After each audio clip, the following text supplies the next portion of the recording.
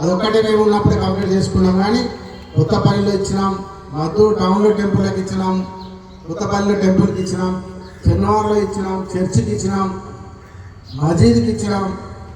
పెద్ద ఎత్తున special development fund నుంచి సుమారు 100 కోట్ల రూపాయలు ఎన్నికలకు ముందు 6 నెలల ముందే మనం అన్ని మంజూరు ఇచ్చి శాంక్షన్ ఇచ్చినాం.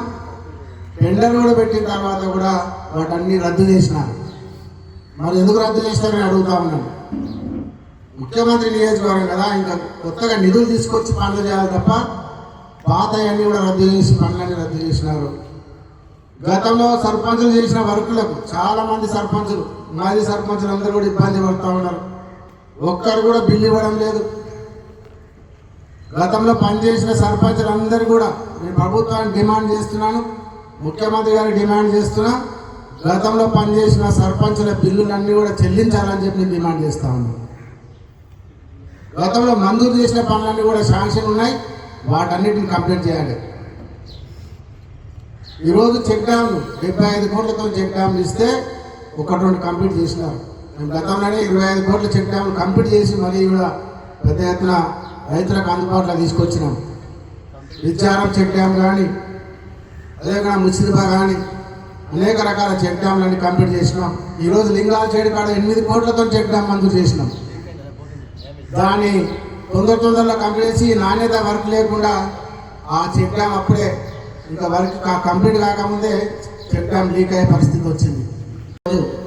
హాస్పిటల్లో గతంలో చూసినాం, పెద్దలు హరీష్ రావు గారు ఆరోగ్య శాఖ మంత్రిగా ఉన్నప్పుడు మద్దూరు మండలంలో బ్రహ్మాండంగా హాస్పిటల్ ప్రారంభించి ఇక్కడ అన్ని వసతులు ఉండాలి. ఇది నారాయణపేటకు దూరం, ఇక్కడ పేషెంట్ రావాలన్నా, చిన్న ప్రెగ్నెంట్స్ ఉన్న లేడీస్ కూడా పోవాలంటే మామనారో నారాయణపేట పోవాల్సిన పరిస్థితి ఉండే మద్దూరులో. అట్లాంటిది ఇక్కడ హాస్పిటల్ ఓపెన్ చేసి అన్ని వసతులు ఏర్పాటు చేసి డాక్టర్లు ఏర్పాటు చేస్తే ఇప్పుడు హాస్పిటల్ పోయినాం. ఇక్కడ ఉన్నటువంటి అప్పుడు గతంలో ఇచ్చినటువంటి మంజూరు అయినటువంటి అల్ట్రాసౌండ్ కానీ, ఎక్స్రే మిషన్ కానీ, ఆక్సిజన్ మిషన్లు కానీ ఎక్కడ కూడా వాటన్నిటిని కూడా మక్తల్ హాస్పిటల్ షిఫ్ట్ చేసినారు. నేను ఒకటే అడుగుతున్నా ముఖ్యమంత్రి గారిని, నీ సొంత నియోజకవర్గంలోనే ఈ పరిస్థితి ఉంటే మా తెలంగాణ రాష్ట్రం అంతా ఎట్లుందో ప్రజలందరూ గమనించాలి. ఇప్పుడే చూసినారు, ఈ ముఖ్యమైన బియ్యం పెట్టి విద్యార్థులకు వండి పెడుతున్నారంటే ఈ యొక్క ముఖ్యమైన బియ్యాన్ని, ఫుడ్ల బియ్యాన్ని ముఖ్యమంత్రి కుటుంబంలో ఈ బియ్యం తింటారా అని అడుగుతున్నాను. ఈ బియ్యాన్ని కూడా మరి ముఖ్యమంత్రి కుటుంబంలో ఉన్న సభ్యులు తినాలి, తిన్న తర్వాత విద్యార్థులు పెట్టాలి. ఇక్కడ ఉన్నటువంటి హాస్పిటల్ ఉన్న ఎక్విప్మెంట్స్ అన్నీ కూడా వేరే కాన్స్టిట్యూన్సీకి తీసుకుపోయినారు. ముఖ్యమంత్రి కాన్స్టిట్యూన్సీ డాక్టర్స్ లేరు, గైనకాలజిస్ట్ లేరు, చాలామంది డాక్టర్ షార్టేజ్ ఉన్నది అక్కడ హాస్పిటల్లో. ఇక్కడ ఉన్నటువంటి గతంలో ఇచ్చిన మంజూరు ఇచ్చిన ఎక్విప్మెంట్స్ అన్నీ కూడా మక్తలు తీసుకుపోయిన పరిస్థితి ఎందుకు వచ్చిందని అడుగుతా ఉన్నాను.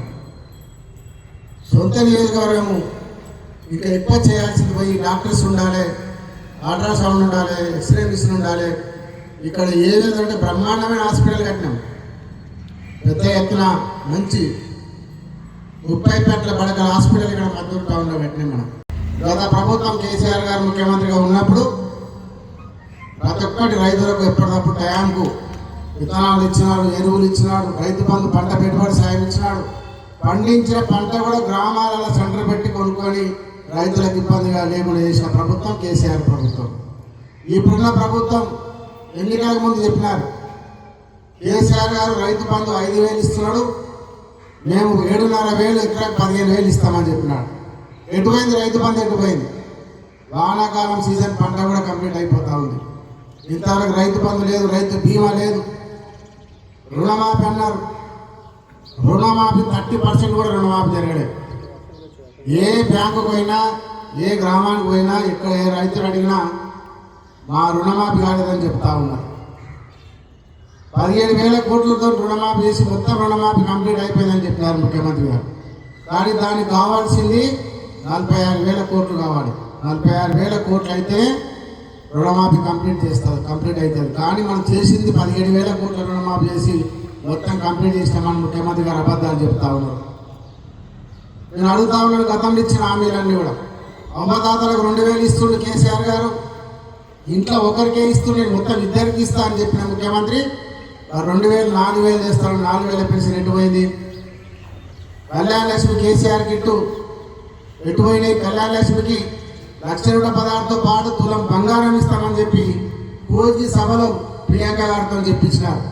ముఖ్యమంత్రి రేవంత్ రెడ్డి గారు చెప్పినారు, ప్రియాంక గాంధీ చెప్పినారు.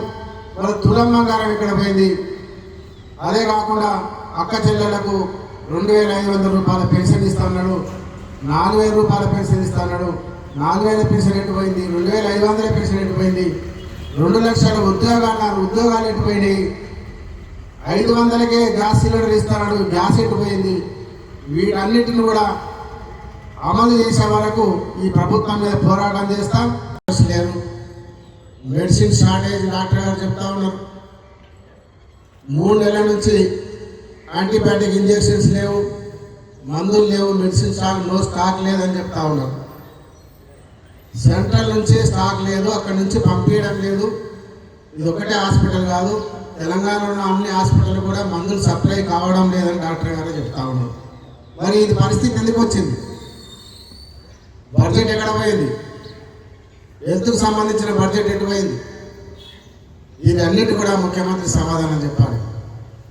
హాస్పిటల్లో మందులు లేవు, పేషెంట్లకు ట్రీట్మెంట్ లేదు, డాక్టర్స్ లేరు, పాఠశాలలో మధ్యాహ్నం భోజనం లేదు, హాస్టళ్లలో చూస్తూ ఉన్నాం. గురుకుల పాఠశాలలో ఎక్కడ చూసినా అధ్వానంగా భోజనం.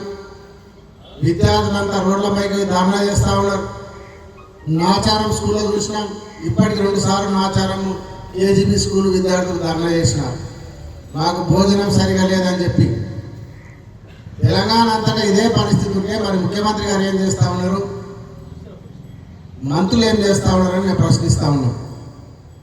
తెలంగాణలో కాంగ్రెస్ ప్రభుత్వం వస్తే బాగుపడతామని ఆశతోని రైతులు ప్రజలు ఓట్లేసి గెలిపిస్తే అనేక హామీలు ఇచ్చినారు. ఎన్నికల్లో 6 గ్యారెంటీలు అన్నారు. 6 గ్యారెంటీలు ఎటుపోయినాయి? మెడల్ వంచి ఈ 6 గ్యారెంటీలు అమలయ్యే వరకు ఎంబడి పోరాటం చేసి అమలయ్యే వరకు చేస్తాం. అదే కాకుండా ఈరోజు అభివృద్ధి విషయంలో చూస్తే గతంలో మనం మద్దూరుకు 8 కోట్లతో రోడ్డు వేయడానికి ఇచ్చినాం, ఇంతవరకు పనులు మొదలు పెట్టలే. చాలా గ్రామాలకు రోడ్లు మంజూరు చేసినాం. ఇక్కడ ఎస్సీ రెసిడెన్షియల్ స్కూల్ ఫౌండేషన్ వేసి సంవత్సరం గడుస్తూ ఉంది, ఇంతవరకు కూడా ప్రారంభించలే ఎస్టీ రెసిడెన్షియల్ స్కూల్కు. ఎందుకంటే అక్కడ స్కూల్ చాలా అధ్వాన పరిస్థితుల్లో బిల్డింగ్లో ఉంది. మనం గతంలో 2-3 సార్లు విజిట్ చేసినాం. వాళ్ళకు వసతి సౌకర్యం లేదు, భోజన సౌకర్యం లేదు. కాబట్టి మంచి బిల్డింగ్ ఉండాలని చెప్పి మనం 6 కోట్లతోని ఎస్టీ రెసిడెన్షియల్ స్కూల్ మంజూరు చేస్తే దాని గతి లేదు. ఇప్పటివరకు కూడా పనులు మొదలు కాలే. రోడ్డు వాడిని 8 కోట్లతో ఇస్తే ఇంతవరకు కూడా పనులు మొదలు కాలే. అదే కాకుండా ఈరోజు మద్దూరులో అనేక అభివృద్ధి కార్యక్రమాలు ఇచ్చినాం, ఎక్కడ కూడా పనులు మొదలు కాదు ఇంతవరకు కూడా. మనం ఇచ్చిన ప్రభుత్వమే, మనం ఇచ్చిన రోడ్లు. ఈరోజు తాండాలకు 65 కోట్ల రూపాయలు తాండాలకు మంజూరు చేసినాం. మద్దూరు మండలంలో ఈరోజు కొమ్మూరు గ్రామంలో ప్రాథమిక పాఠశాల సందర్శించి, మద్దూరు పట్టణంలో హాస్పిటల్ సందర్శించి ఇక్కడ రావడం జరిగింది. ఉన్నటువంటి ముఖ్య నాయకులందరికీ, మాజీ ప్రజాప్రతినిధులందరికీ, పత్రికా సోదరులకు, యూట్యూబ్ ఛానళ్లకు, ఎలక్ట్రానిక్ మీడియా అందరూ కూడా పేరు పేరు నమస్కారం తెలియజేసుకుంటున్నాం. ఈరోజు చూస్తూ ఉన్నాం, కొడంగల్ నియోజకవర్గం నుంచి కొడంగల్ ప్రజలు ఒక పెద్ద ఎత్తున ఒక నమ్మకంతో, ఆశతోని గత ఎన్నికల్లో రేవంత్ రెడ్డి గారిని గెలిపించారు. ముఖ్యమంత్రి అవుతారనే ఒక భావనతో, ముఖ్యమంత్రి అయితే కొడంగల్ బాగుపడతారనే ఉద్దేశంతో కొడంగల్ ప్రజలందరూ కూడా పెద్ద ఎత్తున ఓట్లేసి కొడంగల్ ప్రజలు గెలిపించరు. అనుకున్న విధంగానే కొడంగల్ నియోజకవర్గం నుంచి ఉన్నటువంటి ఎమ్మెల్యే రేవంత్ రెడ్డి గారే ముఖ్యమంత్రి అయినారు. కానీ కొడంగల్లో చూస్తే ఇప్పుడే కొమ్మూరు ఒక పాఠశాలకు పోయిన, ప్రాథమిక పాఠశాలను గత నెల రోజుల నుంచి పురుగులు ఉన్నటువంటి బియ్యాన్ని వండి పెడతా ఉన్నారు విద్యార్థులకు. పురుగుల బియ్యాన్ని పెడితే విద్యార్థులంతా అస్వస్థ గురై అక్కడ ఉన్నటువంటి ఉపాధ్యాయులను కానీ విద్యార్థులతో మాట్లాడితే మేము మధ్యాహ్న భోజనము పాఠశాలలో పనిచేసి ఇంటి నుంచే భోజనం చేసి వస్తున్నామని చెప్పి మళ్ళీ ఇంటికి పోయి భోజనం చేస్తున్నామని చెప్పే పరిస్థితి వస్తూ ఉంది.